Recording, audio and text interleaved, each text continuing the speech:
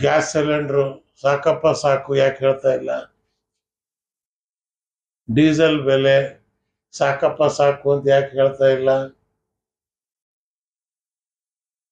ರೈತರು ಗೊಬ್ಬರ ಬೆಲೆ ಏರಿದೆ ಸಾಕಪ್ಪ ಸಾಕು ಅಂತ ಯಾಕೆ ಹೇಳ್ತಾ ಇಲ್ಲ?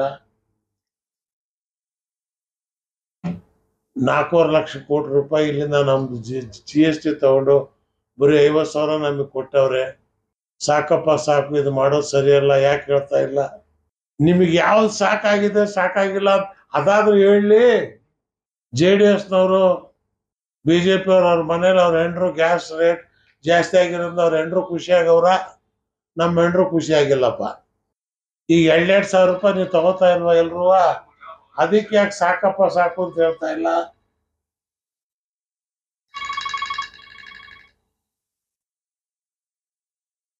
ಸೊ ಇದು ಫ್ಲಾಪ್. ಅವ್ರ ಚಳವಳಿ ನೋಡಿದ್ರಲ್ಲ, ಬೆರಳಷ್ಟು ಜನ ಇಲ್ಲ. ಜನಕ್ಕೆ ಸರಿ ತಪ್ಪು ಅಂತೇಳಿ ತಿಳ್ಕೊಳ್ತಕ್ಕಂಥ ಶಕ್ತಿ ಪ್ರಜ್ಞೆ ಇವತ್ತು ಜನಕ್ಕೆ ಬಂದಿದೆ. ನೀವೇನೇ ಮಾಡಿ ಸೋಷಿಯಲ್ ಮಾಧ್ಯಮಗಳು, ಫೇಸ್ಬುಕ್ಕು, ವಾಟ್ಸಪ್ಪು, ಸೋಷಿಯಲ್ ಮಾಧ್ಯಮ, ಇದು ಮುಚ್ಚಿಡಕ್ಕಾಗಲ್ಲ ನಿಮ್ಮ ಕೈಯಿಂದ, ಅದು ಹೊರಗೆ ಬಂದೇ ಬರುತ್ತೆ.